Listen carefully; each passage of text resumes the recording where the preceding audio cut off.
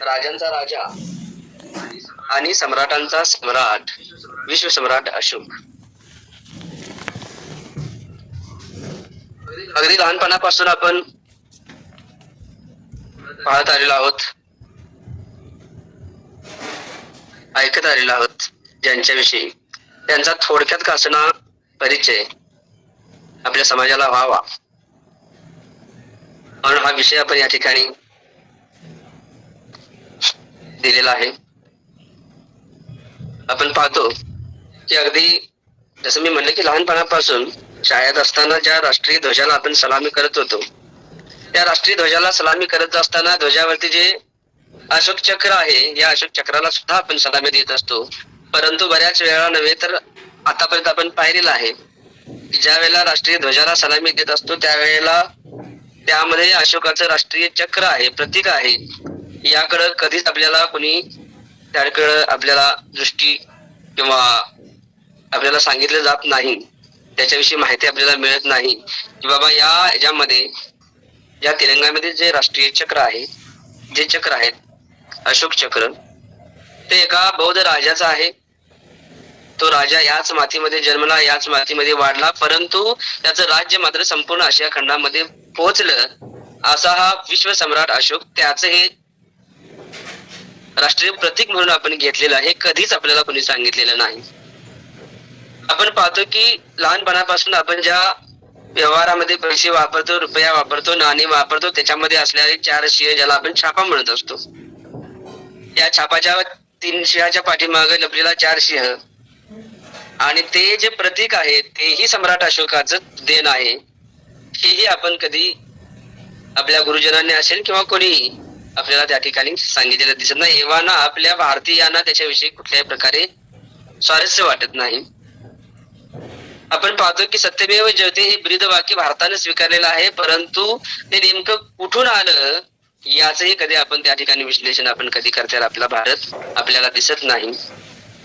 म्हणजे हे आपण सर्व पाहिलं. अगदी शौर्य पुरस्कार ज्याच्या नावानं अशोक चक्र पुरस्कार दिला जातो, सर्वोच्च पुरस्कार, भारतरत्न पुरस्कार हा सर्वोच्च पुरस्कार दिला जातो त्या पिंपळाच्या पानावरती. ही सगळी जी प्रतीक आहे ती प्रतीक नेमकी कुठून आली आणि मग आपल्या लक्षात येतंय की भारत स्वातंत्र्य होऊन आता 75 ओलांडली भारताची, तरी सुद्धा हे कुठून आलं हे आपल्याला लोक सांगायला तयार नाहीत. भारत स्वातंत्र्य झालाच 15 ऑगस्ट 1947 ला. नंतर आपण पाहतो की अनेक छोटी मोठी घराणे जे आहेत, संस्थाने जे आहेत, या भारतामध्ये अस्तित्वात होती. जसं आपण म्हणतो की करवीरचं आपलं कोल्हापूरचं संस्थान असेल, इकडे सांगलीचं पटवर्धनचं संस्थान असेल, बडोद्याचं संस्थान, म्हणजे अनेक संस्थानं, जवळजवळ 650 संस्थानं या ठिकाणी होती. परंतु भारताला किंवा भारतातील जे राष्ट्रीय नेते होते त्या काळामधले डॉक्टर बाबासाहेब आंबेडकर आहेत, पंडित जवाहरलाल नेहरू आहेत, असे अनेक जे धुरंधर त्यावेळेला होते, तर त्यांनी या 650 संस्थानामध्ये मधील प्रतीक जे आहेत ते आपली राष्ट्रीय प्रतीक मधून घेतलेली नाहीत. तर ते गेले 2000 वर्षा पाठीमाग आणि त्यांनी जी प्रतीक आणली किंवा जी प्रतीक स्वीकारली, जी प्रतीक घेतली, ती सम्राट अशोक मौर्य कालखंडातील. लक्षात घ्या, एक देश जो अनेक वर्ष पारतंत्र्यामध्ये होता, मुघलांनी 600 ते 700 वर्ष राज्य केलं, इंग्रजांनी 150 वर्ष राज्य केलं, असा 800-900 वर्ष पारतंत्र्यामध्ये असलेला देश, तो देश स्वातंत्र्य झाल्यानंतर पुन्हा पाठीमागे जातो आणि 2000 वर्षापूर्वीचा आपला इतिहास बघतो. त्या इतिहासामध्ये एक सम्राट, एक राजा असा होऊन गेला की ज्यानं इथल्या लोकांच्यासाठी लोक कल्याणकारी राज्य आणलं होतं, जो भारताचा भाग्यविधाता आहे, भारताचा भूमिपुत्र आहे, परंतु ज्याची विचारधारा त्यानं स्वीकारली, बुद्धांची विचारधारा, तर त्यानं ती जगामध्ये पोहोचवली आणि तो स्वतःही पोहोचलेला आहे. अशा आशिया खंडामध्ये ज्यानं राज्य केलं असा सम्राट अशोक, त्याची जी प्रतीक होती ती प्रतीक आपल्या भारतानं स्वीकारली. हेच सम्राट अशोकाचं इतर राजाहून जे थोरपण आहे, जे मोठेपण आहे, जे महत्व आहे या भारतासाठी, ते आपल्याला या ठिकाणी दिसून येतं. कारण जगामध्ये अनेक राज्य होऊन गेली, भारतामध्ये अनेक राज्य, आज आपण पाहतो की अनेक राजांचा उदो काश्मीर पासून कन्याकुमारी पर्यंत अनेक आपले जे लोक असतात अनेक राजांचा उदो करताना आपल्याला दिसतात ते राजकीय स्वार्थापोटी. परंतु ज्या राजाची प्रतीक आपण घेतलेली आहेत, जेव्हा भारत आपला लोकशाही प्रधान देश आहे, अशा वेळेला आज सुद्धा आपण 2500 वर्षानंतर ज्या राजाचं गुणगान गातोय, याचाच अर्थ तो राजा अत्यंत बलशाली आहे आणि कल्याणकारी आहे. आणि त्याच पद्धतीनं त्यानं इतरांच्यासाठी, बहुजनांच्यासाठी किंवा सर्वांच्याच साठी या ठिकाणी आपली राज्य व्यवस्था अगदी चांगल्या पद्धतीनं चोखपणे पार पाडलेली आहे. आणि म्हणूनच आजही या राजाचा उदो आपल्याला संपूर्ण जगामध्ये, आता कारण आज रोजी आपण पाहिलं तर जगामध्ये सम्राट अशोकाचा उदो करताना आपण पाहत असतो. हा राजा जो आहे हा सम्राट आहे ज्याचा इथले भारतीय मात्र किंवा जे सत्ताधीश आहेत आतापर्यंत होऊन गेलेले आपण पाहतो, त्या सत्ताधाऱ्याने सम्राट अशोकाला कधीच उजागर केलेलं नाही. कायम त्यांना ब्लँक करून टाकलं. एवढा मोठा राजा असताना, एवढा मोठा सम्राट असताना त्याला का बरं यांनी लपवून ठेवलं? याच्या पाठीमागं काहीतरी भूमिका त्यांची असणार आहे. आणि आपल्याला माहित आहे, ही भूमिका आपल्या सर्वांना माहित आहे. बाबासाहेबांनी आपल्याला सांगितलेलं आहे की जो समाज आपला इतिहास विसरतो त्याला इतिहास धडा शिकवतो. आज आपण पाहतो की भारतानं सम्राट अशोकाचा इतिहास जो आहे तो इतिहास विसरलेला आहे. म्हणून आज पाहतो की प्रचंड विषमता, दारिद्र्यता, भ्रष्टाचार, जातीयता, धर्मांधता जी आपल्याला आज दिसते, त्याचं एकमेव कारण आहे की आपल्या भारतानं जो कल्याणकारी राजा होता, तिथली जी राज्य व्यवस्था होती, त्या सम्राट अशोकाची राज्य व्यवस्था कशा पद्धतीने होती, जी भयमुक्त होती आणि जी भटमुक्त सुद्धा होती, तसं ती राज्य व्यवस्था भारतानं न स्वीकारता किंवा तशी व्यवस्था, कल्याणकारी व्यवस्था न स्वीकारता ब्राह्मणी व्यवस्था या ठिकाणी स्वीकारली. आज रोजी आपण पाहतोय मनुस्मृती आणण्याचा प्रयत्न सुरू आहे आणि त्या माध्यमातून ही व्यवस्था जी आहे, ही व्यवस्था आपल्यावरती गुलामी लादण्याचा प्रयत्न करते आहे. आणि मग याची मुळं जी दिसतात, सम्राट अशोकांना लपविलं जातं, तर त्याची मुळं इतर आपल्याला दिसतात की सम्राट अशोक जर या ठिकाणी आपण आणला तर त्याचं कल्याणकारी राज्य या ठिकाणी आपल्या सगळ्यांना समजेल. आणि ते कल्याणकारी राज्य हे कुठलं होतं तर बौद्ध धर्मीय राज्य होतं. म्हणजे हा भारत हा पुन्हा एकदा लोकांना समजेल की बाबा हा भारत हा बुद्धमय भारत होता. या बुद्धमय भारतामध्ये सर्व लोक जे आहेत ते अगदी समतेनं, ममतेनं आणि सुखामध्ये नांदत होती. आणि हेच इथल्या राज्यकर्त्याला नको आहे. आणि म्हणून वारंवार या राजाला लपविण्याचं कटक कारस्थान आपण म्हणू किंवा षडयंत्र ज्याला आपण म्हणतोय, हे षडयंत्र जे आहे ते षडयंत्र या ठिकाणी करताना दिसतं. अनेक ज्या महापुरुषांच्या जयंतीला सुट्टी मिळते, पण सम्राट अशोकांच्या जयंतीच्या निमित्तानं म्हणतोय मी, सुट्टी मिळत नाही. धम्मचक्र प्रवर्तन दिन, अशोका विजयादशमी सुट्टी आहे, त्याबद्दल काही दुमत नाही आपल्याला. परंतु त्याचंही रूपांतर त्यांनी दसऱ्यामध्ये केलेलं आपल्याला दिसतं. परंतु सम्राट अशोकाची जी जयंती असते तर त्यावेळेला ही सुट्टी दिली जात नाही जाणून बुजून, कारण ते भारतभर द्यावी लागेल. आणि पुन्हा लोक इतिहास शोधतील सम्राट अशोकाची जयंती आहे तर का बरं हे जयंती आहे, त्यानं काय काम केलं. आणि म्हणून कदाचित हे षडयंत्रपूर्वक काम जे आहे ते काम केलं जातं.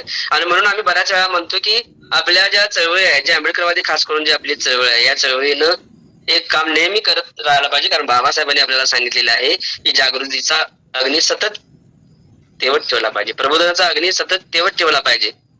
आणि म्हणून आपण म्हणतो की आपली भूमिका कशी असायला पाहिजे चळवळीची, तर नेहमी त्यांनी जे जे लपवलेलं आहे तर ते जगाच्या समोर आणण्याची भूमिका जी आहे ती भूमिका आपल्या आंबेडकरी चळवळीची आहे, असली पाहिजे. आणि तेच आपण या ठिकाणी करत असतो. आणि म्हणूनच आपण म्हणतो की आपण फिल इन द ब्लँकची भूमिका जी आहे, फिल इन द ब्लँकची भूमिका आपल्या चळवळीनं नेहमी घेतली पाहिजे. आणि म्हणून ते जर आपल्या राजांना जर दडवत असतील तर आपण उजागर करण्याची भूमिका आम्ही भारतीय बौद्ध महासभा आणि सभेचे राष्ट्रीय कार्याध्यक्ष आदरणीय भीमरावजी आंबेडकर साहेब यांना खरोखर धन्यवाद देतोय.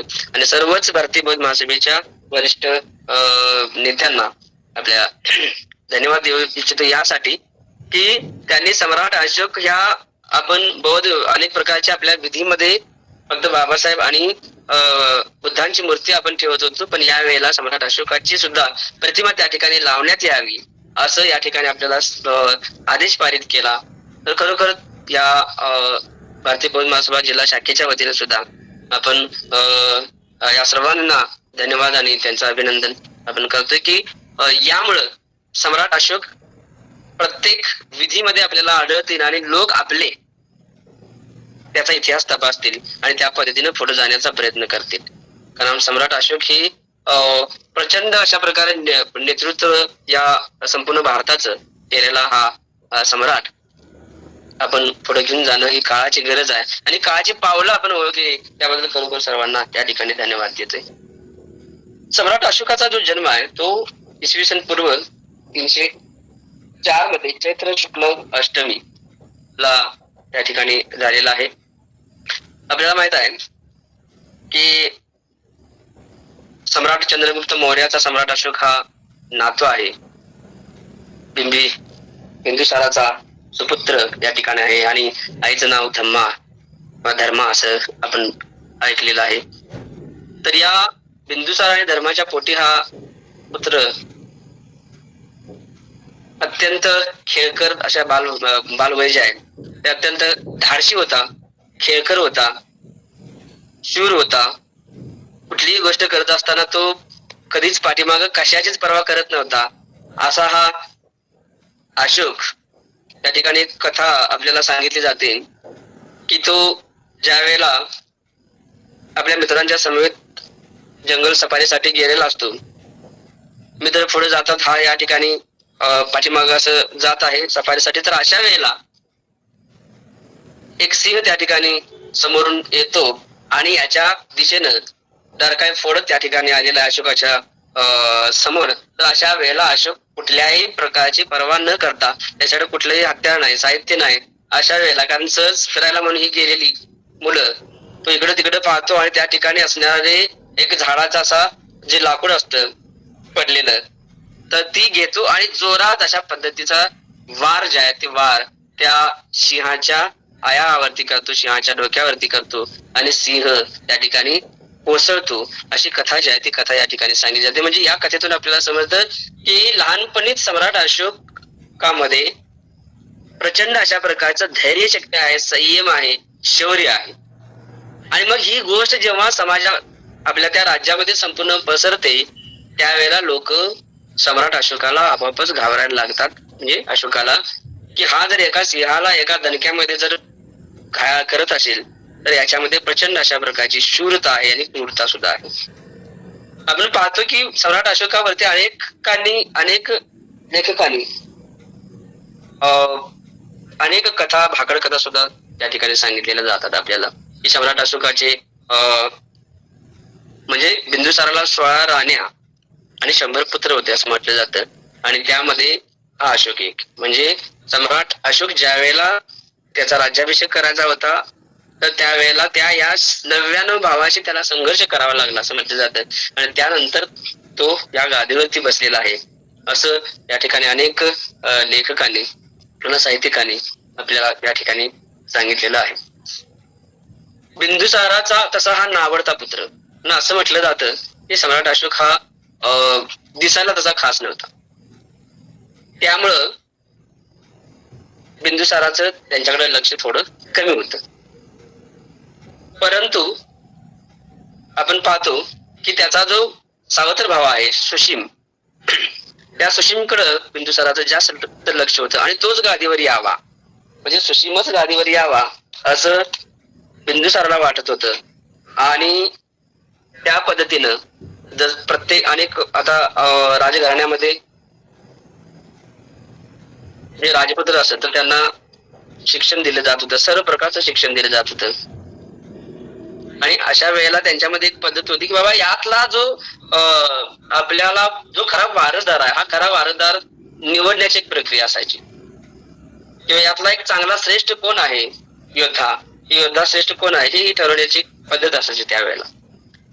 तर राजाला सुद्धा वाटतं बिंदुसाराला की माझ्या नंतर या वारसदार कोण असेल माझ्या राज्याला. तर ते ठरवण्यासाठी तो काय करतो तर पिंगल वत्सजीव नावाचा एक आजीवक साधू आहे आणि मग त्यानं काय केलं त्या साधूला सांगितलं की आमच्या सर्व राजकुमारांची परीक्षा घ्यावी आणि चौकशी करावी की त्यांच्यामध्ये सर्वात योग्य कोण आहे. मग हा पिंगल वत्स जीव हा साधू आहे, तो ऐकतो आणि सर्व राजकुमारांना सुवर्ण मंडप उद्यानामध्ये बोलवा म्हणतो. ते तुम्ही सर्वांची त्या ठिकाणी परीक्षा घेतो असं म्हणून सांगतो. आता सर्व राजकुमार जे आहेत ते राजकुमाराच्या थाटामध्ये, राजकुमाराच्या वेशामध्ये त्या ठिकाणी अगदी छानपैकी नटून तटून त्या ठिकाणी येतात. परंतु अशोक मात्र अगदी साध्या सुध्या वेशामध्ये त्या ठिकाणी तो चाललेला आहे. रस्त्यामध्ये त्याला एक मंत्र्याचा मुलगा राधागुप्त, हा राधागुप्त नंतर त्याच्याच काळामध्ये तो मंत्री झालेला, महामंत्री झाल्यात आपल्याला आढळतं. तर राधागुप्त या ठिकाणी दिसला. राधागुप्ताने विचारलं की बाबा तो कुठे चाललाय? तर अशोकाने सांगितलं की मी आज सुवर्ण मंडपामध्ये उद्यानात चाललेला आहे, कारण त्या ठिकाणी राजकुमारांची परीक्षा आहे, त्या ठिकाणी मी चाललोय. राधागुप्त म्हणतो की तू जात आहे तर हा हत्ती घे उभा असलेला, त्याच्यावर बसून जा. आणि मग अशोक जो आहे हा त्या हत्तीवर बसून त्या ठिकाणी जातो. पाहतो तर सर्व राजकुमार अगदी सोन्या चांदीचे मळवलेल्या आसनावरती बसले आहेत. अशोकासाठी मात्र कुठेही आसन आपल्याला उपलब्ध नसतं. अशोकाच्या आईने त्याच्यासाठी मातीच्या ताटामध्ये दही भात आणि मातीच्या भांड्यातूनच पिण्यासाठी पाणी पाठवलेलं आहे. सर्व राजकुमारांचे भोजन वगैरे झाल्यावर सम्राट बिंदुसाराने परिव्राजक वत्स जीवास विचारलं की आचार्य, आपण सर्व राजकुमारांना आता पाहिलेलं आहे, तेव्हा सांगा की यांच्यापैकी कोण मगधाचा उत्तराधिकारी म्हणून सर्वात योग्य आहे बरं? तो पिंगलवत्स म्हणाले, मनातल्या मनात त्यांनी ठरवलं होतं की अशोकच सर्वात योग्य आहे, परंतु राजाला तो नापसंत आहे, त्यामुळे सांगायचं कसं? त्यामुळं त्यांनी सांगितलं की महाराज, ज्या राजकुमाराची सवारी गाडी म्हणजे वाहन सर्वात चांगले आहे तोच सर्वात योग्य आहे. दुसऱ्या राजकुमाराने विचार केला की सोन्या चांदीने अलंकृत केलेल्या रथात बसून आपण आलेलो आहोत, त्यामुळे आम्हीच योग्य आहोत. परंतु अशोक मनात समजून गेला की वीर पुरुष आणि राजे लोक यांच्यासाठी सर्वात उत्तम वाहन कोणतं? तर हत्ती, त्यामुळे माझे वाहनच योग्य आहे हे ते समजून गेला. राजाने परिव्राजकाला पुन्हा म्हटलं की आचार्य आणखी परीक्षा घ्या. परिव्राजक बोलला, महाराज, ज्याचे आसन सर्वात चांगले आहे तोच सर्वात योग्य आहे. राजकुमारांनी विचार केला की आमचे आसन सोन्या चांदीने मढवलेले आहे, त्यामुळे आम्ही योग्य आहोत. परंतु अशोक समजला की तो जमिनीवर म्हणजे भूमीवर प्रेम करतो, ज्याचे पाय भूमीवर टेकलेले असतात तोच विजय होणार. म्हणजे अशोक जमिनीवर बसलेला होता. परिव्राजकाने पुढे म्हटले, ज्याचे भोजन पात्र आणि भोजन साहित्य चांगले असते तोच योग्य ठरतो. राजकुमार आपल्या सोन्या चांदीच्या ताटावर व सुग्रास अन्न पदार्थावर खुश होते, परंतु प्रत्यक्षात अशोकाने जेवणाचे ताट आणि पाणी त्याचं स्वच्छ होतं. त्याचे ताट स्वच्छ आणि मातीपासून बनवले होते, त्याचे जेवण दही भाताचे आणि पिण्यासाठी स्वच्छ पाणी होते. त्यामुळे अशोक सर्व बाबतीत आणि सर्वात योग्य ठरला. आणि परिव्राजकाच्या हे लक्षात आले की अजूनही सर्व राजकुमार भ्रमातच आहेत आणि अंतिमतः उत्तम वाहन, उत्तम आसन आणि उत्तम भोजन सामग्री असणाऱ्या अशोकालाच परिव्राजकाने सर्वात योग्य ठरवलं. आणि राजाही समजला की पुढील वारसदार आहे हा अशोक असू शकतो, कारण त्याच्याकडे ती क्षमता त्या ठिकाणी दिसून येते. पुढे आपण पाहतो की सम्राट अशोक जो आहे, या सम्राट अशोकाला उज्जैन जे शहर आहे, उज्जैन शहर, तर उज्जैन शहराचा उपराज्यपाल त्या ठिकाणी सम्राट अशोकाची नियुक्ती त्या ठिकाणी केलेली आहे. आणि त्या ठिकाणी उज्जैनला जात असताना, आता पाटलीपुत्र पासून उज्जैन हे शहर फार लांब अंतरावर होते. रथ, घोडे, हत्ती यांच्याद्वारे त्यावेळेचा प्रवास होता. आणि राजेशाही लवाजमासह उज्जैनला तो जात असताना, उज्जैनला जाताना रस्त्यामध्ये विदिशा नावाची नगरी लागते. आणि त्यावेळी ही विदिशा नगरी अगदी सुख समृद्धीच्या वैभवाच्या शिखरावर पोहोचली होती. अगदी आपण पाहतो की बुद्धांच्या काळामध्ये सुद्धा ही नगरी समृद्ध अशा प्रकारची आपल्याला दिसून येते. या नगरीचा जो समृद्धी आणि वैभवाच्या शिखरावरती पोहोचलेली सगळीकडे नावलौकिक प्राप्त झालेला होता या नगरीला. आणि त्यामुळं अशोक त्या ठिकाणी जात असताना राजपुत्र येतोय म्हणून त्या नगरवासियांनी अशोकाचं जोरदार अशा प्रकारचं लवाजम्यासह स्वागत केलेलं आहे. त्याच ठिकाणी एका श्रीमंत घराण्यातील एक श्रीमंत श्रेष्ठी राहत होता. त्या ठिकाणी त्याला एक कन्या होती. ती दिसायला अत्यंत रूपवान, गुणवान होती. आणि याच कारणामुळे तिच्या पत्याने तिचे नाव जे आहे ते देवी असं ठेवले होते. ती चारित्र्यवान आणि भक्तिसंपन्न असल्यामुळे ती विदिशा किंवा महादेवी या नावाने प्रख्यात झाली. आणि सम्राट अशोकाची आणि तिची ओळख त्या विदिशा नगरीमध्ये झाली. सम्राट अशोकाला ती भावली, तिचं रूप गुण सर्वच भावलं आणि त्या ठिकाणी तिच्या बरोबर सम्राट अशोकाचा विवाह त्या ठिकाणी संपन्न झालेला आहे. आणि तिला घेऊनच त्या ठिकाणी तो उज्जैनीला गेल्याचं आपल्या लक्षात येतं. या ठिकाणी एक गोष्ट आपल्या लक्षात येईल की जेव्हा बिंदुसारानं सुशिम्न आणि सम्राट अशोक या दोघांनाही दोन त्या ठिकाणी जे राज्य जे आहेत ते दिलेले आहेत. जसं की सुशिमला तक्षशिला हे राज्य त्या ठिकाणी दिलेलं आहे, तर तिथं जा आणि त्या ठिकाणी गेल्यानंतर म्हणजे त्याचे उपराज्यपाल म्हणून म्हणा किंवा उपराज्य म्हणून त्या ठिकाणी त्याची नियुक्ती आहे. तर अशोकाला या ठिकाणी उज्जैनीची तिथं नियुक्ती केलेली आहे. परंतु तक्षशिलेचं जर आपण पाहिलं तर तक्षशिला तिथले जे लोक आहेत हे तक्षशिलाचे लोक जे आहेत ते लोक सुशिमला मात्र कारण सुशिमचं जे वागणं होतं ते चांगलं वाटत नव्हतं लोकांना. तो लोकांच्या बरोबर अगदी वेगळ्या पद्धतीनं दुसरेपणानं वागायचा आणि त्यामुळं तक्षशिलेचे जे लोक होते ते लोकांनी त्या ठिकाणी बंड पुकारलं होतं त्या आपल्या राज्याच्या विरोधात. बिंदुसाराला हे समजलं. बिंदुसाराने विचार केला की या ठिकाणी जर बंड शमवायचा असेल तर त्या ठिकाणी कारण बरेच वर्ष झाले हे बंड सुरू होतं आणि सुशिमला मात्र ते बंड शमवता येत नव्हतं, त्याच्यावरती कपॅसिटी नव्हती. म्हणून बिंदुसाराने विचार केला की सम्राट अशोकाला जर त्या ठिकाणी पाठवलं तर ते कदाचित बंड शमवण्याची क्षमता आहे का नाही हे तपासायला आपल्याला मिळेल आणि त्या दोघांमध्ये श्रेष्ठ कोण आहे हे आपल्याला मिळेल. आणि तिसरी गोष्ट म्हणजे ते बंड सुद्धा या ठिकाणी शमवण्याची क्षमता याच्याकडे किती आहे अशोकाकडे हे आपल्याला समजेल. म्हणून त्यानं अशोकाला पाठवलं. अशोक आपल्या लवाजम्यासह त्या ठिकाणी आपल्या सैनिकांच्या सह तक्षशिलेला बंड शमवण्यासाठी येत आहे की जेव्हा बातमी तक्षशिलेला तिथल्या लोकांना पोहोचली तिथं त्याच वेळेला तिथलं बंड आपोआपच शांत झालं. तिथल्या लोकांनी अशोकाचं अगदी असंच मुखाने स्वागत केलं. त्यांनी आपली गाऱ्हाणे जे आहेत ही गाऱ्हाणं सांगितली की आमचा तुझे सुशिमा आहे, राजपुत्र आहे, तो आमची कुठलीही गोष्ट ऐकायला तयार नाही, सुख सुविधा काय असतील ते द्यायला तयार नाही. म्हणजे अनेक अशा ज्या काही गोष्टी असतील, ज्या काही समस्या असतील ठिकाणी त्यांनी सम्राट अशोकासमोर मांडल्या. अशोकाने ते सगळे त्यांच्याशी शांतपणे चर्चा केली आणि इथून पुढे कुठलीही गोष्ट अशी होता कामा नये असा दमी दिला. आपल्याला या ठिकाणी एक लक्षात येतं की या ठिकाणी अगदी लहान वयामध्येच सम्राट अशोकानं तक्षशिलेचे जे बंड आहे ते बंड या ठिकाणी मोडून काढल्याचं आपल्या लक्षात येईल. म्हणजे अशा प्रकारे सम्राट अशोक जो आहे तो लहानपणापासून कारण त्याची जी ख्याती होती ती ख्यातीच अशी शूर योद्धा आहे, वीर आहे, तो धाडशी आहे, तो कशालाही भीत नाही, कुणाची पर्वा करत नाही आणि कुणालाही जुमानत नाही. म्हणजे अशी जी प्रतिमा अशोकाची तयार झाली होती त्यामुळं भले भले लोक भले भले मंत्री सुद्धा अशोकाला टरकून असायचे. आणि त्यामुळं सम्राट अशोक जो आहे त्या ठिकाणी त्यानं सहजच ते तक्षशिलेचं जे बंड आहे ते बंड सहजच मोडून काढलं. म्हणजे त्यांना समजल्यानंतर त्याने ते बंड आपोआपच शमल्याला दिसतं.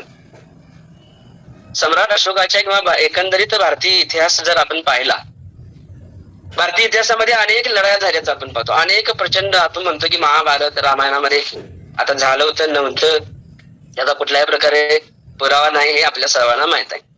परंतु जी ऐतिहासिक लढाई झाली, हिस्टॉरिकल जी मान्यता प्राप्त आहे ती लढाई म्हणजे कलिंगची लढाई जी आहे त्या जगप्रसिद्ध अशा प्रकारची लढाई आहे हे आपल्या सर्वांना माहित आहे.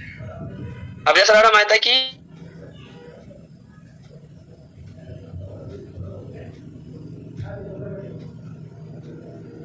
कालखंडामध्ये सुद्धा आपण पाहतो की जगामध्ये सुद्धा या कलिंगच्या लढाईला खूप महत्व आहे. या कलिंगच्या लढाईने केवळ भारतातच नव्हे तर जगामध्ये सुद्धा स्थित्यंतर घडवून आणलेलं आहे. म्हणजे एवढी ही लढाई जी आहे ही लढाई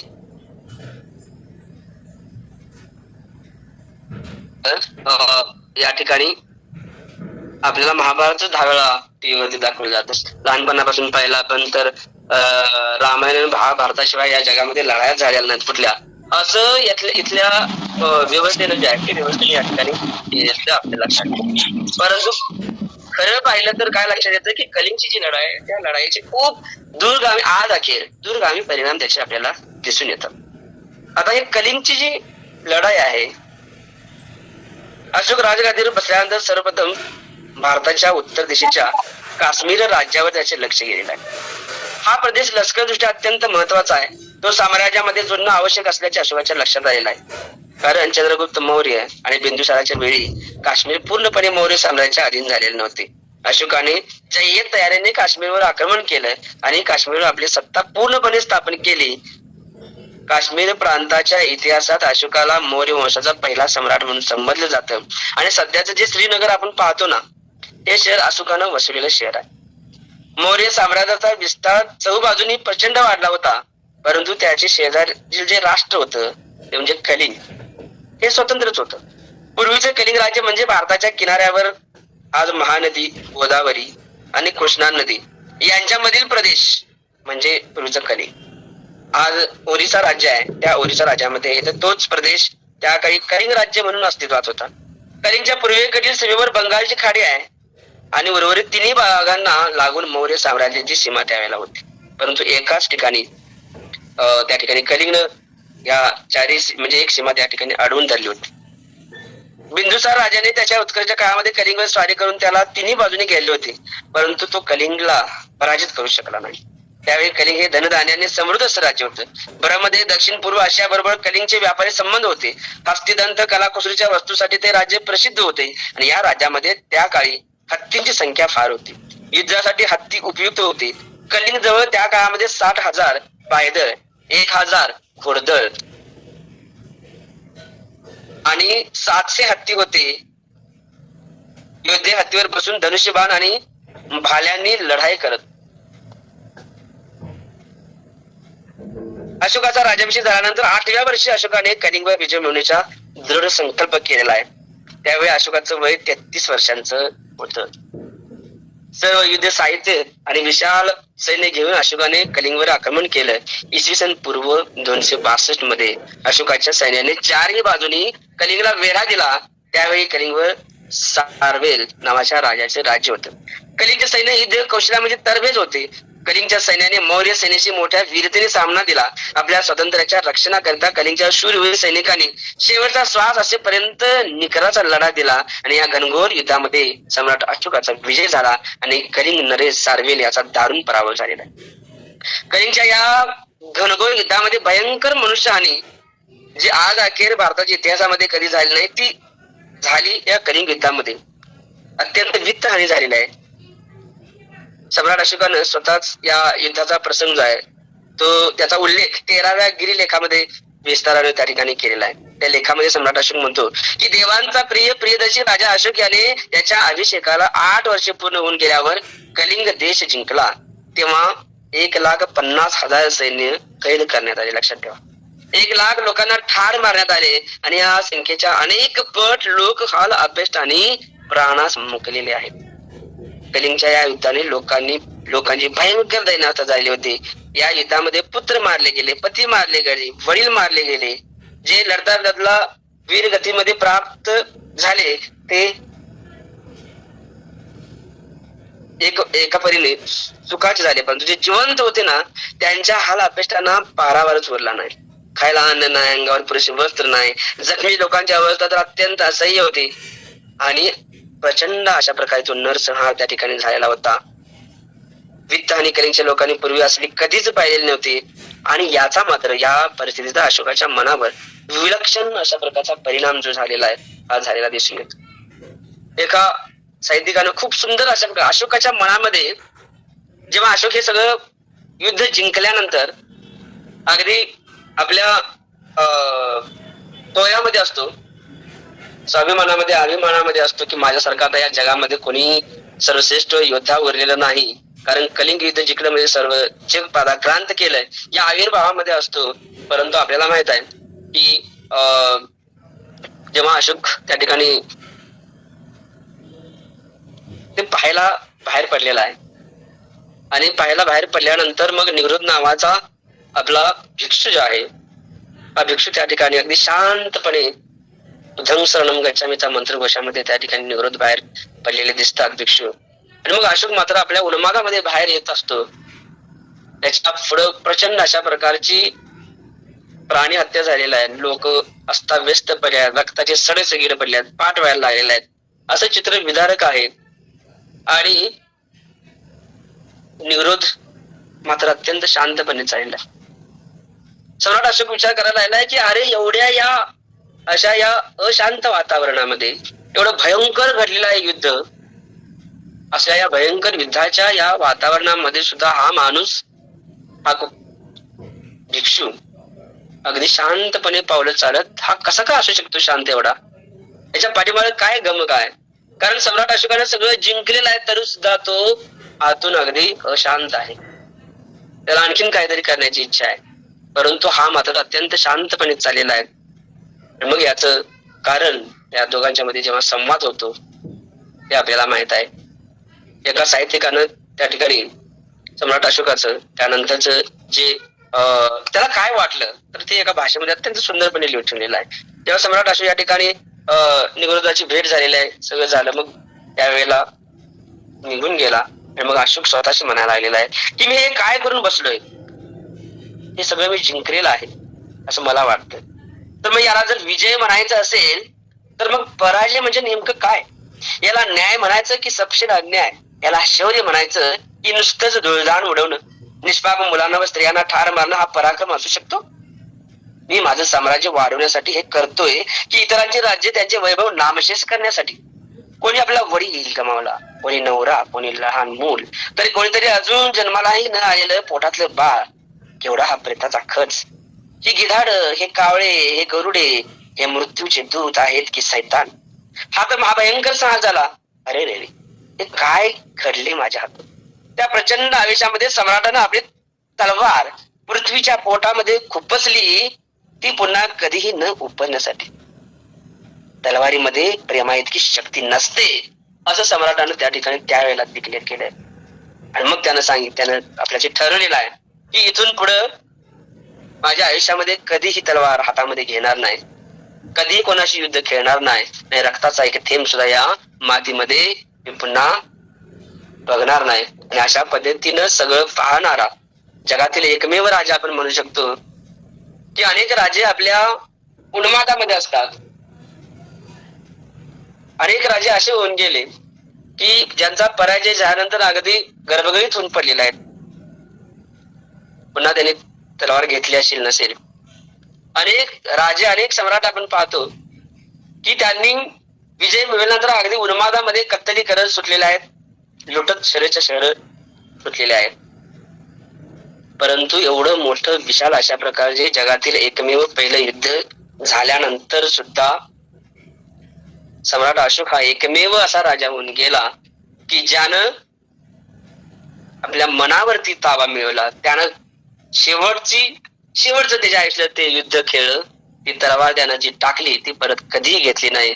त्यानं ठरवलं की इथून पुढं मैत्री, प्रेम आणि करुणा या बुद्ध तत्वानंच आपण जगायचं. आणि तीच तत्व, म्हणून मी मगाशी जसं म्हटलं की कलिंगचं युद्ध जे आहे ते जगाचं व्यवस्था परिवर्तन करण्यासाठी उपयोगी पडलेलं असं पहिलं आणि शेवटचं युद्ध आहे. आज आपण बघतो की त्यानंतर अनेक युद्ध झाली, दुसरं युद्ध पहिलं झालं, दुसरं युद्ध झालं, तिसरं युद्ध आता सुरू आपण पाहायला आलेलं आहे. जगामध्ये किती हाहाकार ओढलेला आहे, भारतामध्ये काय आवाज सुरू आहे, अमेरिका इराणवरती किती लोकांची हानी झालेली आहे प्रचंड. आणि जग पुन्हा म्हणता आपल्या भारताचे सुद्धा काही हिंदुत्ववादी म्हणणारे तिकडे जाऊन जगाला सांगायला आहेत की जगाला युद्ध नाही, बुद्धाची गरज आहे. आणि इथं आल्यानंतर बुद्धाला ते तोंडातून शब्द सुद्धा येत नाही, तर राम राम राम नाम सत्य म्हणतात. म्हणजे अशा प्रकारची ही जी अवस्था आहे, ही अवस्था आज पाहिल्यानंतर लक्षात येतं की त्या काळामध्ये जी सम्राट अशोकानं त्यानं जी विचारधारा जी स्वीकारली बुद्धांची, बुद्ध तत्वज्ञानाची, त्यामुळं आज जगामध्ये आपण भारताला आज सुद्धा म्हणतो ना की भारत हा विश्वगुरु होता, आहे, राहील. त्याला एकमेव कारण म्हणजे सम्राट अशोक आणि तथागत बुद्धांची विचारधारा सम्राट अशोकानं स्वीकारली, संपूर्ण भारतभर ती पोहोचवली, भारताच्या बाहेर पोहोचवली.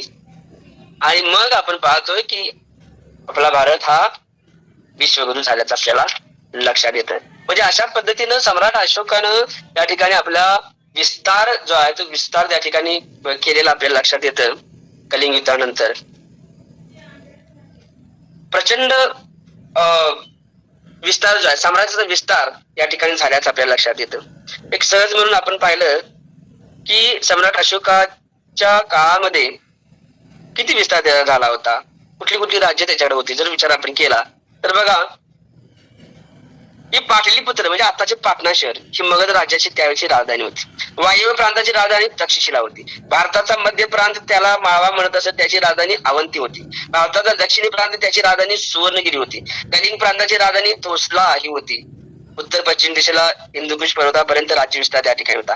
अनेक जांडरचा सेनापती सेल्युकस निकटरे आणि अशोकाचा आजोबा चंद्रगुप्त मौर्य यास कराराने दिलेले बघा कंदाहार, काबूल, हिरात, बलुचिस्तान इत्यादी प्रदेश अशोकाच्या ताब्यामध्ये होते. सिंधू नदीच्या पलीकडे ग्रीक प्रदेश, दक्षिण अफगाणिस्तान अशोकाची राजसत्ता तिथपर्यंत होती. काश्मीरमध्ये श्रीनगर अशोकाने वसलेले शहर आपण पाहिलेच आहे. दक्षिण पश्चिम भारतामध्ये सौराष्ट्र, गुजरात, हिमालय पर्वत, नेपाळची भूमी त्याच्या ताब्यामध्ये होती. सम्राट अशोकाने नेपाळमध्ये ललितपूर नावाचे शहर सुद्धा वसवलेलं आहे आणि ते आज सुद्धा त्या ठिकाणी कायम आहे. त्या ठिकाणी अशोकाने बांधलेले स्तूप, विहार आज सुद्धा अस्तित्वात आहेत. उत्तर पूर्व भारताचा संपूर्ण बंगाल प्रदेश मगधामध्ये सामील त्या ठिकाणी होता. अशोकाच्या काही बौद्ध धर्म चीन, Japan, Brahmadesh, Nepal, Thailand, Taiwan, Indochina, Sri Lanka, Malaya द्वीपसमूह, अफगाणिस्तान, ब्रिटन व रशिया या विदेशी प्रदेशामध्ये सुद्धा होता. एवढा प्रचंड अशा प्रकारचा अशोकाचा त्या ठिकाणी विस्तार आपल्याला दिसत येतो. सम्राट अशोकाने बुद्ध धर्माचा प्रसार करण्याकरता विशाल साम्राज्याच्या विविध प्रांतांमध्ये तसेच साम्राज्याबाहेरही दूरदूरच्या देशामध्ये भिक्खूंची शिष्टमंडळ पाठवलेली आहेत. आपल्याला माहित असेल की नंतर मग अशोकानं जी चंग बांधला की बुद्धांचे विचार जे आहेत हे खेडोपाड्यामध्ये लोकांच्या पर्यंत पोहोचवायचे आहेत. मग त्यानं काय केलं तर त्यानं जे काम केलं ते म्हणजे बौद्ध भिक्षूंची एक अगदी फळी निर्माण अशी केली आणि बुद्धांचा जो विचार आहे हा बुद्धांचा विचार सर्वत्र पोहोचला पाहिजे ही भूमिका त्या ठिकाणी सम्राट अशोकानं डोळ्यासमोर ठेवली. आणि मग त्यानं काही भिक्षूंची नेमणूक जी आहेत भिक्षूंची नेमणूक अनेक राष्ट्रामध्ये त्या ठिकाणी धर्म प्रसार आणि प्रचार करण्यासाठी त्या ठिकाणी केल्याचं आपल्या लक्षात येत आहे. तर त्यामध्ये एक म्हणजे काश्मीर व गांधार जो प्रांत आहे त्यामध्ये माध्यमिक स्थवीर नावाचे स्थवीर होते, तिकडे अशोकानं पाठवलं. म्हणजे बघा, सम्राट अशोकाची विचारधारा एक आपल्याला लक्षात येईल की सम्राट अशोकानं जेव्हा स्वतःवरती विजय मिळवला तेव्हा सम्राट अशोकानं ठरवलं की आता मला दुसरं तिसरं काही करायचं नाही, की लोकांचं हित जे आहे ते त्याच्यासाठी जास्तीत जास्त सुखासाठी आपल्याला काम करायचं आहे. आणि हे सुख कशामध्ये लपलेलं आहे तर बुद्धांच्या धर्माचा प्रसार आणि प्रचार करण्यामध्ये लोकांचं हित लपलेलं आहे, जे आज आपण सुद्धा समजून घेण्याची खूप गरज आहे. बाबासाहेबांनी सुद्धा त्या ठिकाणी आपल्याला म्हटलेलं आहे, सांगितलेलं आहे की लोक जे आहेत आज आपण भारतामध्ये पाहिलं तर प्रचंड कर्मकांडाने, प्रचंड देवपूजेनी, अनेक प्रकारच्या या अवैचारिक अशा प्रकारचे जी कृत्य त्या ठिकाणी होत आहेत. अनेक सणावळ्या यामध्ये कर्ज काढून एवढे लोक आता थकलेले आहेत आज रोजी सुद्धा की त्यांना यातून बाबासाहेब म्हणतात की यातून त्यांना जर वाटेल की यातून मला बाहेर पडायचं आहे त्यावेळेला त्यांच्या समोर एकमेव गोष्ट आहे त्यांच्या पुढे आणि ती म्हणजे बुद्ध धर्म, बुद्धाची विचारधारा ही कालही गरजेची होती, आजही तीच गरजेची आहे, लक्षात घ्या. आणि म्हणून सम्राट अशोकानं सुद्धा त्या ठिकाणी ठरवलं की लोकांना जर या कर्मकांडातून बाहेर काढायचं असेल, कारण त्यावेळेला सुद्धा प्रचंड प्रमाणामध्ये यज्ञ संस्कृती, ब्राह्मणी संस्कृती होती, तर यातून जर लोकांना बाहेर काढायचं असेल तर बुद्ध धर्माशिवाय पर्याय नाही असं सम्राट अशोकानं ठरवलं. आणि लोकांचं कल्याणकारी धर्म जो आहे हा धर्म लोकांच्या पर्यंत पोहोचण्यासाठी पहिल्यांदा ज्या पद्धतीनं तथागत बुद्धांनी सारनाथ त्या ठिकाणी भिक्षूंची संघटना बांधली, मला जे कळलं इतरांना समजायला पाहिजे तरच लोकांचं कल्याण होईल, माझं कल्याण झालेलं आहे, जगाचं कल्याण व्हायचं असेल तर सामूहिक अशा प्रकारची यंत्रणा संघटना उभी करणं खूप गरजेचं होतं. म्हणून तथागत बुद्धांनी सारनाथ त्या ठिकाणी पंचम वर्गीय भिक्षूंना आपलं ज्ञान सांगितलं, धम्मचक्र प्रवर्तन केलं त्या ठिकाणी. आणि तिथून आपण पाहतो की तथागत बुद्धांनी सांगितलेलं आहे की चरत भिक्षवे चारिकम, भिक्षूंनो आता हा मी तुम्हाला दिलेला धम्म आहे, हा आधी मध्य आणि शेवटी कल्याणकारी आहे. त्या तुम्ही आता प्रचार करा. त्यानंतर सामूहिकपणे ती विचारधारा आत्मसात केल्यानंतर भिक्षू चारही बाजूला पोहोचलेले आहेत आणि जगामध्ये बुद्धाच्या विचारधारेचा डंका पेटलेला आहे. त्याच पद्धतीनं सम्राट अशोकाने विचार केला, जर आपल्याला गावागावामध्ये आपल्या संपूर्ण राज्यामध्ये जर लोकांना चांगलं पाहत असेल, मैत्री भावनेमध्ये, करुणेमध्ये, प्रेमामध्ये असलेले द्वेषमत विरहित लोक जर आपल्याला निर्माण करायचं विचारधारा आपली बुद्धांची गेली पाहिजे. आज सुद्धा आपल्या भारतीय बौद्ध महासभेच्या माध्यमातून आपण पाहतो, आज सुद्धा आपल्याला खूप अशी गरज आहे की आज सुद्धा जातीयता, कर्मकांड, धर्मांधता, विषमता फोफावलेल्या आहे. यामध्ये लोक बळबटलेले आहेत. तर यातून जर बाहेर काढत असेल तर लोकांना, तर आपल्याला सुद्धा या पद्धतीनं पुढे जावं लागेल. सम्राट अशोकानं काश्मीर व गंधार मध्ये माध्यमिक स्थवीर पाठवले. महिष्म मंडळ म्हणजे म्हैसूर या ठिकाणी महादेव स्थवीर म्हणजे प्रचारक जे आहेत ते प्रचारक कुठले पाठले. उत्तर कन्नडा रक्षित स्थवीर, यवन धम्म रक्षित, अपरांत सौराष्ट्र, राजस्थान, उत्तर कोकण, योन सरहद्दीवरील प्रांतामध्ये महारक्षित पाठवले. महाराष्ट्रामध्ये महारठ्ठ त्या देशामध्ये महाधर्म रक्षित स्थवीर आपल्या महाराष्ट्रामध्ये पाठविलं की जा आणि तिथे जाऊन धर्माचा प्रचार करा. हिमवंत पर्वत मध्यम स्थवीर, सुवर्णभूमीमध्ये सोन तथा उत्तर स्थवीर आणि सिंहल द्वीप म्हणजे श्रीलंकेमध्ये आपल्याला माहित आहे की त्यानं स्वतःची मुलं जे आहेत ही मुलं महामहेंद्र, संगमित्रा, विद्तीय, उत्तीय, सरबतता म्हणजे अशी जी आहेत ही लोक जे आहेत ही लोक त्या ठिकाणी पाठवलेलं आपल्या लक्षात येत. सम्राट अशोकानं काही अशा राजाज्ञा दिलेल्या आहेत. बघा, मी सांगत होतो की ही जी प्रचाराची तंत्र जी आहेत सम्राट अशोकानं जी वापरली त्यामध्ये एक प्रथमतः म्हणजे त्याने भिक्षूंच्या अशा काही संघटना अगदी सगळे स्थवीर असलेले ज्यांना प्रकांड पंडित आहेत अशा लोकांच्या बरोबर काही भिक्षू त्यांनाही दिले आणि त्यांच्या बरोबर जा आणि चारही देशाला प्रचार करा. जसं आपण पाहतो की अशोकाचा स्तंभ जो आहे त्यामध्ये 4 सिंह आहेत आणि 4 सिंहामध्ये अशोकाने प्रतीक वापरलेली आहेत की भगवान बुद्धांची विचारधारा जी आहे, भगवान बुद्धांची जी विचार आहे चारही दिशेला पोचली पाहिजेत त्याचं प्रतीक म्हणून त्यानं चारही दिशेला सिंह त्या ठिकाणी दिसतात. वाणी, बुद्धांची वाणी चारही दिशेला पोचली पाहिजे यासाठी त्यानं प्रयत्न केलेले आहेत. त्यानं लोकांना अनेक आज्ञा आपल्या काही शिलालेखामध्ये दिलेल्या आहेत. एक गोष्ट तुम्हाला या ठिकाणी सांगतो की सम्राट अशोक हा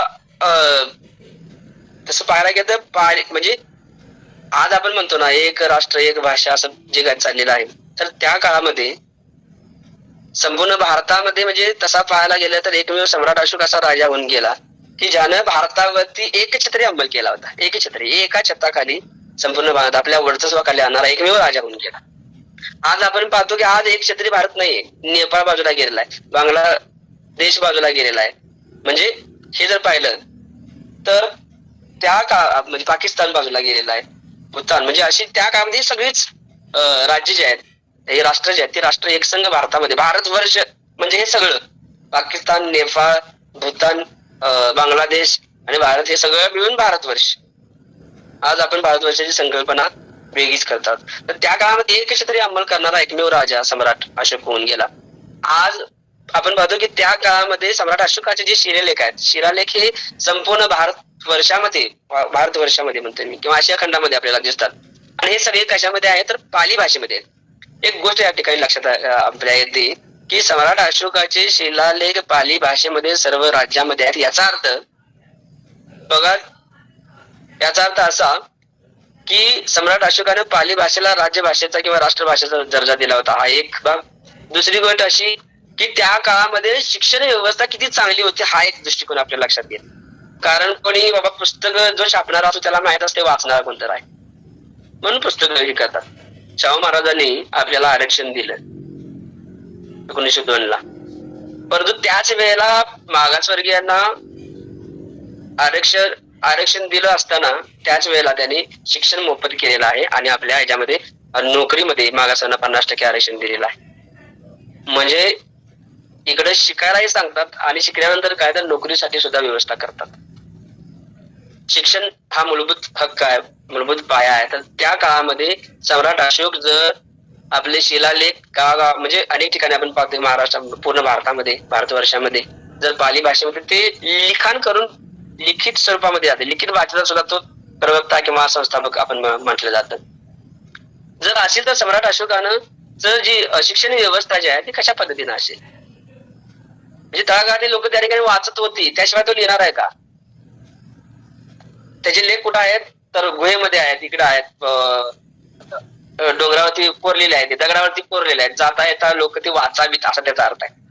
जे जाता येता येणारे लोक कोण आहेत? आपल्याकडे धनगर असतील, भटके असतील, म्हणजे अशी लोक सुद्धा त्या काळात ते आपण म्हणू की ती वाचत होती म्हणून तर ते लिहिलेलं आहे. कारण वाटसरू जात असतो त्यावेळेला त्याला ती दिशा समजावी, तिथं काय आहे काय नाही हे कळावे यासाठी काही आपण लिखाण करत असतो. तर अशा पद्धतीनं आपल्या लक्षात येतं की आज आपला भारत देश खरं तर आपल्या महापुरुषांनी ज्याच्यावरती शिक्षणावरती काम केलं ना, ते 2009 ला कायदा या सरकारनं पास केला सक्तीच्या मोफत शिक्षणाचा, आणि आज बघतोय त्या सक्तीच्या मोफत शिक्षणाची वाट लावून टाकलेली आहे. लाखभर शाळा यांनी बंद पाडल्या, पोरं सगळी भेसोधडीला लागलेल्या आहेत, 20 फुटाच्या खालच्या शाळा सगळ्या बंद करून टाकलेल्या आहेत. आणि एकंदरीत ज्या पायावरती आपल्या महापुरुषांनी आपल्याला उभं केलं शिक्षण ज्ञान, त्यावरती त्यांनी कुऱ्हाड घातलेली आहे की जेणेकरून येणारी जी पिढी आहे ती गुलाम म्हणून जन्माला यायला पाहिजे. सम्राट अशोकानं आपल्या आज्ञा दिलेल्या आहेत आपल्यासाठी. बघा, शिवरायांची एक आज्ञा आपल्याला प्रसिद्ध आपण आज्ञापत्र आपण बऱ्याच वेळा वाचतो, पुस्तकामध्ये सुद्धा आहे. सम्राट अशोकानं सुद्धा त्या काळामध्ये तो पहिला राजा आहे ज्यानं आज्ञा कशात लिहून ठेवलेल्या आहेत? तर आपल्या शिलालेखामध्ये लिहून ठेवलेल्या आहेत. त्याच्या 14 राजाज्ञा, त्यापैकी काही राजाज्ञा या ठिकाणी मुद्दाम म्हणून की त्याचं राज्य कोणत्या दिशेनं होतं, हे कल्याणकारी राज्य म्हणतोय किंवा भारताने त्याला का स्वीकारलं, अशा खंडामध्ये त्याचा उदो का केला जातो, त्याचे 2 ते 3 उदाहरणं फक्त या ठिकाणी सांगतो. अशोकाच्या राज्यात कोणत्याही प्राण्यांची हिंसा केली जाणार नाही, त्यानं राजाज्ञेमध्ये सांगितलेलं आहे बरं का. पूर्वी राजाच्या स्वयंपाकघरात अनेक प्राण्यांचे मांस शिजवले जात असे, परंतु हा लेख लिहायच्या वेळेपर्यंत फक्त 3च प्राण्यांची या कामासाठी हत्या करण्यात येते, 2 मोर आणि 1 हरिण, आणि यापुढे हे 3 प्राणीही मारले जाणार नाहीत. म्हणजे या ठिकाणी बुद्धांचं तत्वज्ञान जे आहे, पानाती पाता वेरमणी शिक्षा पदम समाधियामी, हे त्या राजानं आज्ञा देऊन सांगितलं की इथून पुढे माझ्या राज्यामध्ये एकाही प्राण्याची हत्या होणार नाही. सामान्य गोष्ट नाही, तो राजा आहे संपूर्ण भारताचा. त्या भारताच्या राजात आपल्या प्रजेला आज्ञा देतोय की इथून पुढे माझ्या भारतामध्ये हे चालणार नाही, म्हणजे माझ्या राज्यामध्ये हे चालणार नाही. आज आपण पाहतो की गाय हा आपला राष्ट्रीय दर्जा त्याला दिलेला आहे, म्हणजे गाय या प्राण्याला राष्ट्रीय दर्जा दिलेला आहे. मुसलमानांनी परवा मोर्चा काढला, त्यांनी म्हणलं की गाय राष्ट्रीय पशु घोषित करा. अरे प्राणीच आहे, त्याला घोषित करा ना. माता कुठं काय, गाय हमारी माता है और ब्राह्मण जा की उदर खाता है, असे म्हणजे अशा प्रकारची परिस्थिती आहे. इथं मिळत नाही. सगळे बीफ जे आहे ते त्या ठिकाणी परदेशामध्ये पाठवले जातं, अगदी बांधून बांधून जेवढं काही चांगलं आहे ते, आणि इथली लोक इथं खात नाही, तिथे जातात परदेशामध्ये आणि चवीनं आपल्याला गायचं तिकडनं आलेलं मांस खातात, आणि इथं येऊन आम्हाला सांगतात की गाय हमारी माता आहे. म्हणजे हे जे सुरू आहे ना, आणि मग एकाने प्रश्न विचारला होता, गाय जर मला वाटतं कांच्या इलाय आपले हैदराबादचे काहीतरी कुठले तरी आहेत, आंध्राचे बहुतेक, कांच्या इलायाने प्रश्न उपस्थित केला होता, गाय हमारी माता आहे, मग म्हैस तुमची काय मावशी आहे का? अरे ज्या म्हैशीचं कारण आपण पाहतो की गाय आपल्या कुठल्या बहुजनांच्या घरामध्ये नाही, बहुजनांच्या घरामध्ये सगळ्या म्हैशी आहेत. म्हैशीच आपलं काय करतात तर संवर्धन करतात. अनेक घरं आमची कुटुंब जे आहेत त्या म्हैशीच्या जीवावरती चाललेले आहेत.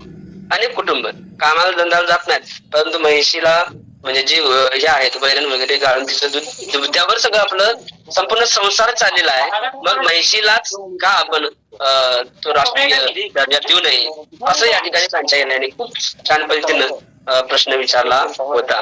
तर या ठिकाणी सम्राट अशोकानं सांगितलेलं आहे. दुसरा बघा, कोणाचा आवाज येतो, जरा बंद करा. अशोकाने आपल्या राज्यामध्ये सर्व राष्ट्रामध्ये 2 चिकित्सा सुविधा निर्माण केल्या आहेत, मनुष्यांसाठी आणि प्राण्यांसाठी. हॅलो, विजय कोण आहेत? हा बघा, मनुष्यासाठी सर्वत्र औषधाची व्यवस्था, दवाखाने वगैरे आपण सगळीकडे बघतो, आता सगळीकडे मनुष्याची आहेत. प्राण्यांच्यासाठी आज सुद्धा अवस्था वाईट आहे. गावागावामध्ये 10 म्हणजे गावामध्ये 1 डॉक्टर त्यांनी नेमलेला आहे. म्हणजे आजची ही अवस्था आहे. एवढा शिक्षित असणारा असा आपण 21व्या शतकामध्ये जगत आहोत, तर प्राण्यांच्याकडे बघण्याचा हा दृष्टिकोन जसं मी सांगितलंय. गाय एक फक्त मग आता बाकीचे सगळे ढोर आहेत असं त्यांना म्हणायचं आहे. म्हणजे या ठिकाणी हा अशोक मात्र सम्राट अशोक काय करतात, तर जे जगामध्ये हा एकमेव राजा ज्यानं माणसांसाठीच नाही तर पशुसाठी सुद्धा चिकित्सालय त्या ठिकाणी ओपन केले आहेत. गावागावामध्ये, रस्त्यामध्ये माणसांच्या आणि जनावरांच्या सोयीसाठी रस्त्याच्या दुतर्फा झाडे लावण्यात येत. तसेच जागोजागी विहिरी खणण्यात येत. म्हणजे पाणी पिण्याची व्यवस्था. जाताना बघा आता उन्हाळा किती प्रचंड उन्हाळा आहे. सम्राट अशोकानं राजमार्ग अनेक त्या ठिकाणी काढले आणि रस्त्याच्या दुतर्फा अगदी डेरेदार वृक्ष लावलं, जेणेकरून जाणाऱ्या येणाऱ्यांनी शांतपणे त्या ठिकाणी आपलं थोडा वेळ त्या ठिकाणी घालवावा. हो, पाण्याची व्यवस्था गुराढोरांच्या साठी सुद्धा केली. दवाखाने गुराढोरांच्या माणसांसाठी काढले. आज आपण पाहतो की समृद्धी महामार्गाच्या नावावरती झाडांची, जंगलाची प्रचंड प्रमाणामध्ये जी कत्तल होत आहे आणि त्याचं रूपांतर आपण, त्याचा जो परिणाम आहे तो परिणाम यावेळेचा उन्हाळा आपण पाहिलेला आहे. सगळीकडं सगळं म्हणजे भारत हा अगदी विदारक परिस्थिती करून टाकलेला आहे. जंगल सगळी नष्ट केलेली आहेत. लोकांना सांगायचं झाडं कापू नका आणि सरकारने त्याची कत्तल करून टाकायची. मला नाशिकमध्ये कुंभमेळा व्हायला, तिथं लोकांचं आंदोलन सुरू आहे की झाडं कापू नका. आता त्यांना म्हणायचं की जे नागडे वगैरे जे बाबा येणार आहेत त्यांच्या राहण्याची, खाण्याची, बसण्याची, झोपण्याची, अग्ण्याची, मुतण्याची व्यवस्था जर करायची असेल तर ही झाडं, हे जंगल तोडून टाकायला पाहिजे. म्हणजे एवढे आपली लोक कशावरती पैसा खर्च करावा आणि कशावरती नाही. 35,000 कोटी रुपये त्या ठिकाणी कुंभमेळ्यावरती खर्च करायला लागलेत आणि इकडं शून्य. म्हणजे एक शिक्षक की शाळा ज्या आहेत 20 फटाखाली, तर त्या शिक्षकाला कुठला पगार द्यायचा म्हणून शाळा सगळ्या मर्ज करतात. हजारो शाळा मर्ज झालेल्या आहेत. त्या शिक्षकांचा पगार कुठला द्यायचा म्हणून. म्हणजे अशी ही अवस्था जी आहे ती आज आपल्याला दिसते. आणखी एक महत्वाचं बघा, राजाने आज्ञा दिलेला आहे की दर 5 वर्षांनी राज्याच्या युक्त प्रादेशिक अधिकाऱ्यांनी राज्यात दौरे काढून लोकांना चांगल्या वर्तनाचे पाठ द्यावे आणि त्यांच्यापर्यंत हा धम्म संदेश पोहोचवावा अशी आज्ञा आहे. असं कुठला राजा असेल का की जो आपल्या लोकांना सांगतोय, जो आपल्या अधिकाऱ्यांना सांगतोय, दर 5 वर्षानंतर प्रत्येक अधिकाऱ्यांना आपलं जे काय ठिकाण आहे तिथं नेमून दिलेलं, नुसतं आपल्या ऑफिसमध्ये थांबायचं नाही, तर तिथून बाहेर पडायचं आहे, लोकांच्या पर्यंत जायचं आहे, दौरे काढायचे आहेत आणि लोकांच्या समस्या शोधायच्या आहेत. त्यांना काय अडचणी आहेत, कुठल्या समस्या आहेत, शेतकऱ्याला अन्नधान्य आहे का नाही, मजुरांची काय अवस्था आहे, गोपालांची किंवा जे काय गुरुढोर पालन करतात त्यांची काय अवस्था आहे, त्यांना काय, म्हणजे सगळी व्यवस्था जी आहे ती व्यवस्था इत्तमभूत किती बारीकपणे लक्ष दिलेलं आपल्याला लक्षात येतं या राजाने. तो म्हणतो की धर्म पोचवा अशी आज्ञा आहे. धम्म संदेश पोचवा म्हणतो. आई वडिलांची आज्ञा पाळा हे सांगायचं आहे.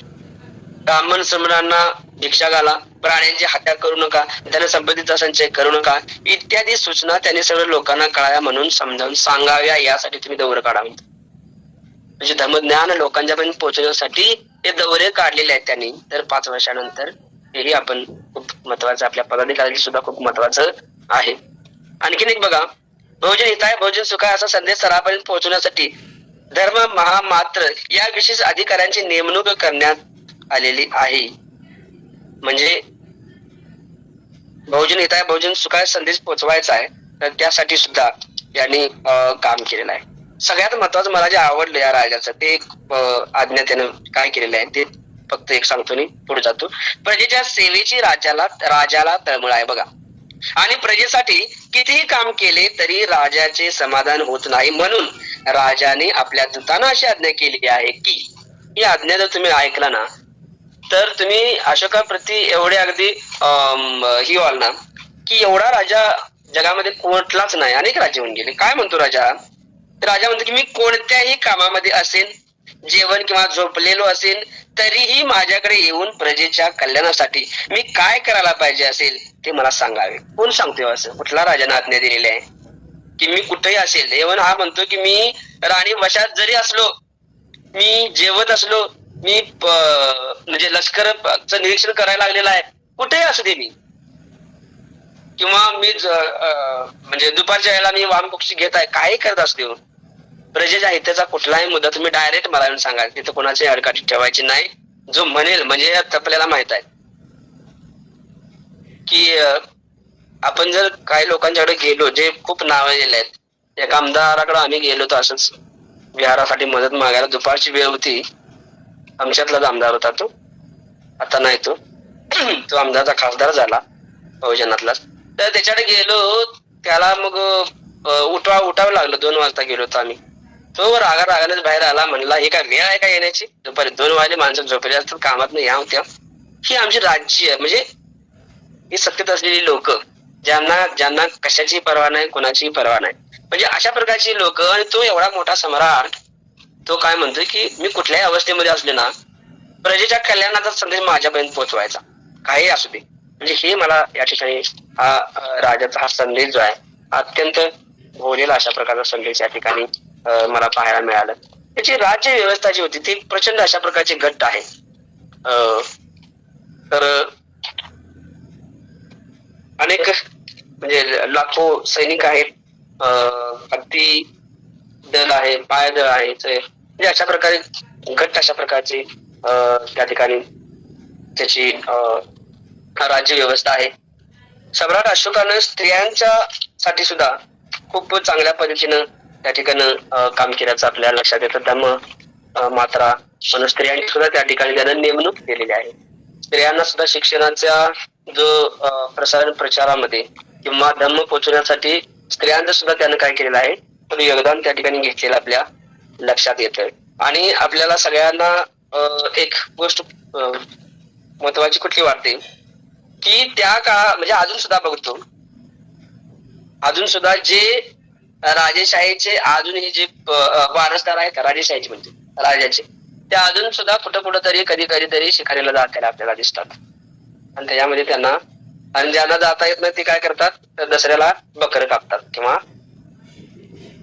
गुरढोरं काय ना काहीतरी कापतात. आपल्या सगळ्यांना माहित आहे. हे आज ही व्यवस्था चाललेली आपल्याला लक्षात येते. त्या काळामध्ये सम्राट अशोकानं, लक्षात घ्या, त्यानंतर सुद्धा कोणी ते केलेलं नाही. सम्राट अशोकानं धम्म यात्राची व्यवस्था केली नाही.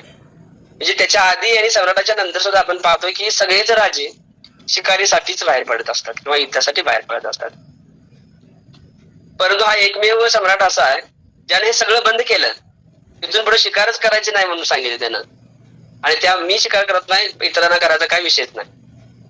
आणि मग त्यानं काय केलं, तर त्यानं धम्म यात्रा काढली. आणि मग आपण पाहतो आज आपण अनेक धम्मशैलीचं नियोजन आपल्या भारतीय महासभेच्या माध्यमातून करत असतो. आपले अनेक लोक जे आहेत ते आपल्या महापुरुषांचे अनेक किंवा पर्यटन स्थळ आपण पाहायला जातो. आपली ज्या ठिकाणी तथागत बुद्धांचं म्हणजे जन्म झाला, संबोधी प्राप्त झाली, महापरिनिर्वाण झालं, त्या ठिकाणी उपदेश दिला, म्हणजे अशा अनेक ठिकाणी किंवा बाबासाहेबांचं त्या ठिकाणी जन्म झाला, मौभूमी आहे, वणंदला आपण जातो, भीमाकोटी गावाला जातो, नागपूर धम्मदीक्षा सोहळा जिथे झाला तिथे जातो.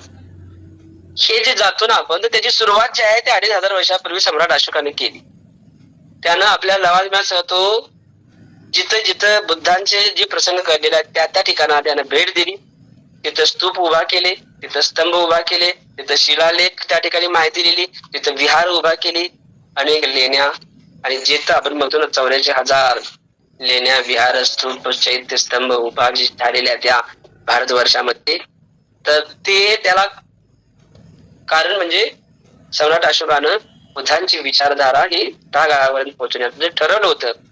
म्हणजे एखादा व्यक्तीने जर ठरवलं मनामध्ये की मला धर्माचा प्रचार कशा पद्धतीने करायचा आहे, याचं एक जातीवंत उदाहरण म्हणजे आपण सम्राट अशोकाकडे पाहू शकतो. मला या देशाचं फक्त कल्याणच करायचं आहे असं जर विचार करतो ना, तर त्यावेळेला कुठलाच राजा या सम्राटापुढे फिका पडतो. कारण त्याने स्वतःचा कधी विचार केलेला नाही. त्याने सगळा जो विचार केला हा लोक कल्याणाचा विचार केलाय.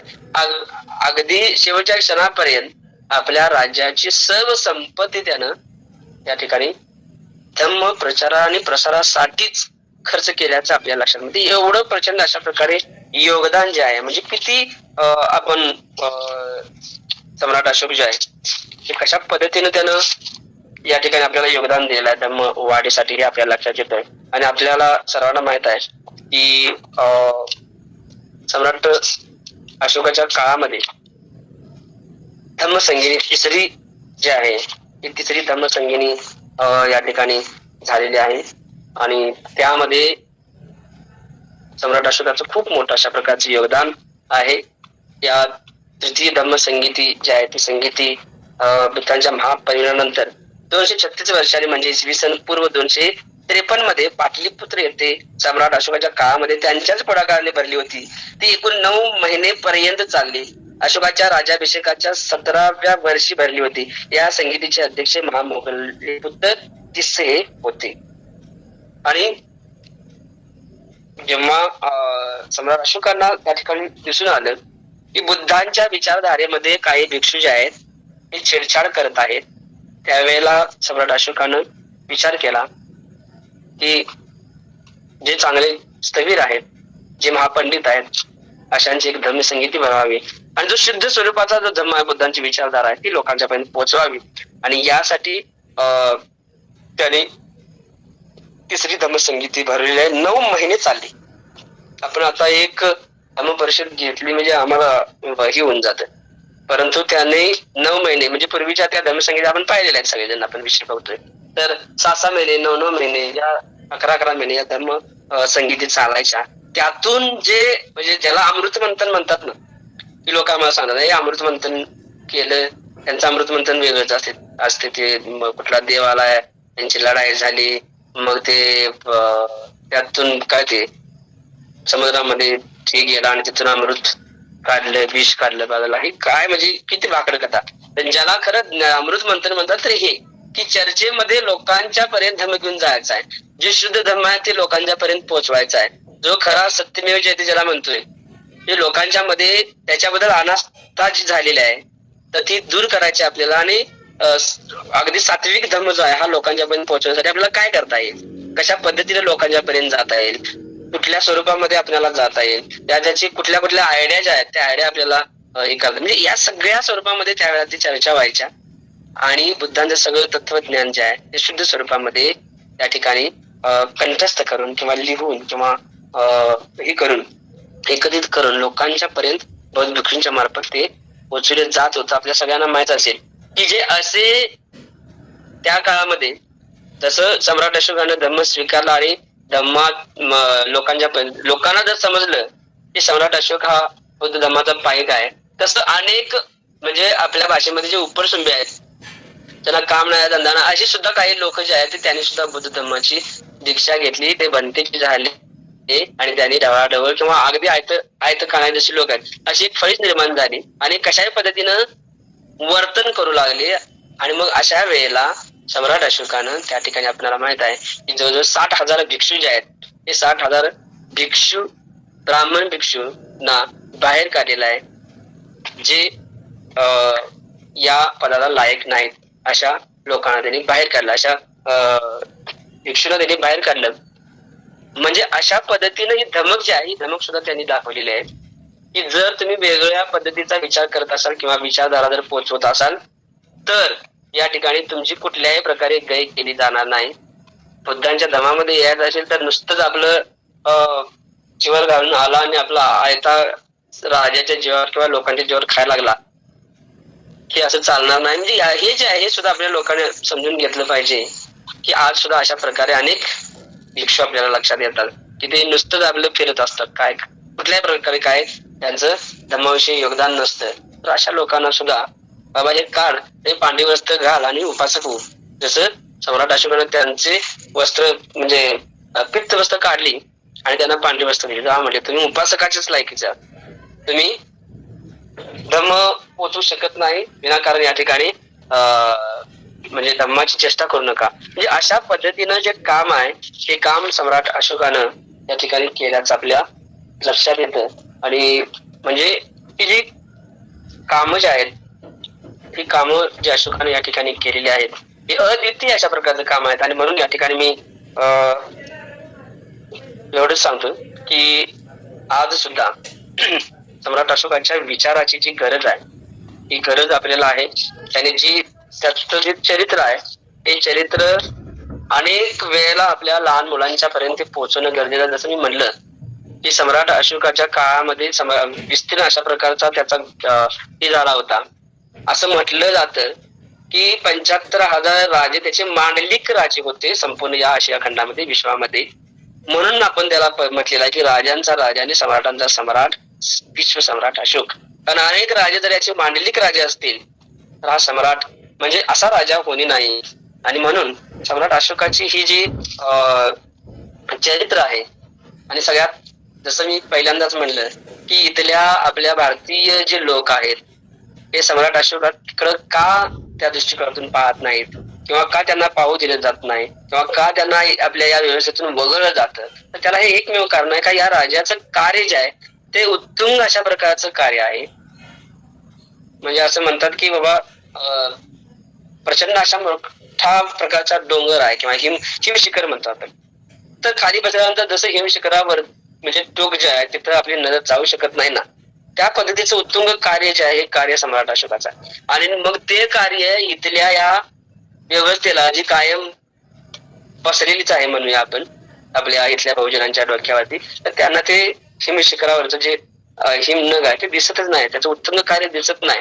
एक नाहीतर ते जाणून बुजून करत आहेत कारण त्यांना माहित आहे सम्राट अशोक पुढे आणला, बौद्ध धम्म पुढे येतो, मग आम्ही ज्याच्या नावासाठी 100 वर्ष आपण जगायला आलेलो आहोत, ज्याच्यासाठी आम्ही या संघटना निर्माण केली, ज्याच्यासाठी एवढा आटापिटा या ईव्हीएम मध्ये मोडतोड करून आपण या ठिकाणी ही सत्ता आणलेली आहे, कशासाठी आणली आपण तर या देशावरती राज्यसत्ता प्रस्थापित करण्यासाठी.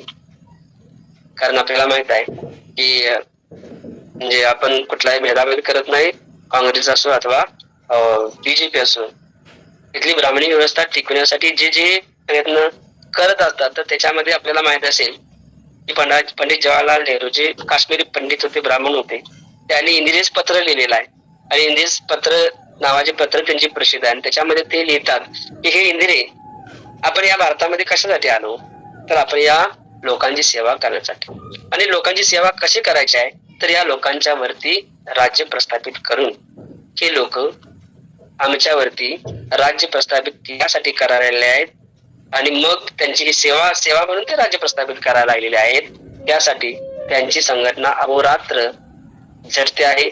जर विचार केला तर बघा स्वातंत्र्य लढ्यामध्ये अनेक म्हणजे ब्राह्मणवाद्यांनी स्वतःला आत्माहुती सुद्धा त्यांनी दिलेली आहे की जेणेकरून माझ्या म्हणजे या येणाऱ्या पिढीला जर सुखात राहायचं असेल, जगवायचं असेल तर मला माझा जीव गेला तर 72. गांधीजींची हत्या करणारा नथुराम गोडसेला माहित होतं मी मरणार आहे, मला त्या ठिकाणी पकडलं जाणार आहे, परंतु तरी सुद्धा त्यानं त्या ठिकाणी हत्या केलेली आपल्याला हत्या म्हणजे आपण खून केला. म्हणजे इथपर्यंत त्यांची मजल त्या ठिकाणी जातात अनेक आपण पाहतो आज सुद्धा.